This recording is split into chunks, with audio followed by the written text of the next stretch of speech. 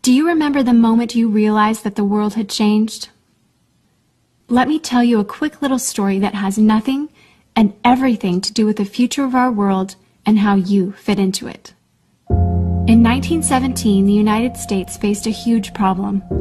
They were working hard to compete in the industrialized economy, and there was a shortage. Not a shortage of oil or coal or other natural resources, a shortage of people, specifically obedient factory workers. The solution to this economic dilemma? It was an experiment of sorts. It hadn't been done before, until someone thought of it. Mandatory public school. Unfortunately, the initial purpose of the United States public school system was not to inspire children or generate scholars. And it wasn't created for dreamers, people who color outside the lines, break the rules, and challenge the status quo. The public school system of the early 1900s was invented to create a nation full of adults who would obediently do their jobs in the factory assembly lines.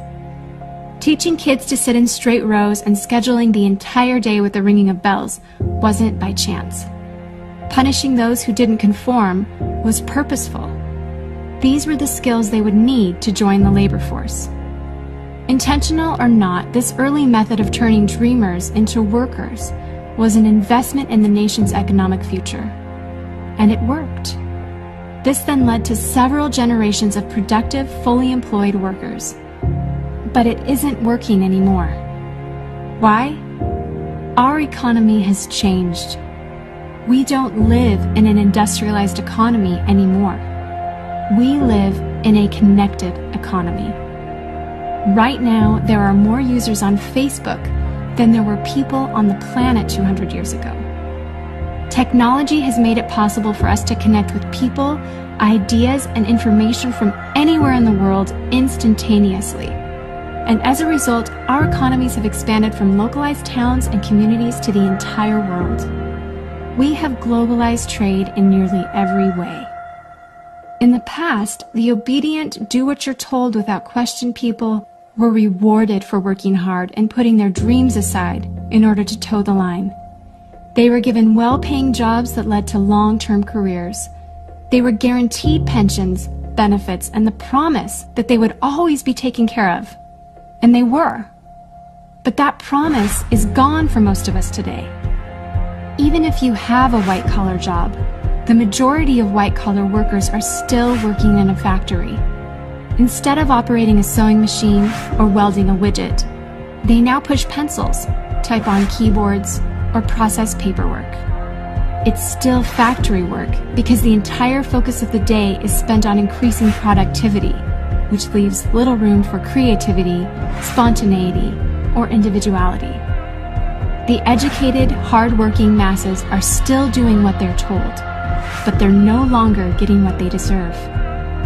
Even if you do everything you are told to do today, graduate from high school, go to college, get a degree, work hard in whatever job you can find, if you're lucky enough to find one, you're not guaranteed anything. Companies are being forced to change or die right now. Layoffs happen much more often than job openings appear, and the highest paying jobs are disappearing or heading overseas at an alarming rate. If you have a job where your boss tells you exactly what to do, he or she will always find someone cheaper than you to do it. Did you know that the average length of a job today is about 4.5 years? Contrast that to the 1960s when it was 40 years. The connected economy rewards a different group of people. It rewards the people who see things differently, who don't conform, people who have ideas that no one else has, people who are willing to work hard but know that the old way of doing things is broken. The connected economy rewards you not for being a cog in the wheel of life, but for standing up and reaching out. The connected economy rewards the connectors. Whether it's connecting a person to a person, a business to a business to a product, or a product to a person, those who learn how to connect are the ones who will survive and excel in the connected economy. That is how the world has changed. It's not about to change, It already has. Things are different now, and they're not going back to the way they used to be. Look at Facebook. What's their product? It's you. Your network, your information, your ideas, they all have value. Does Facebook pay you for the money they make selling your information to advertisers? No. But we still use it because we have an innate desire to connect with people. In fact, neuroscientists have found that we are actually hardwired to connect with each other.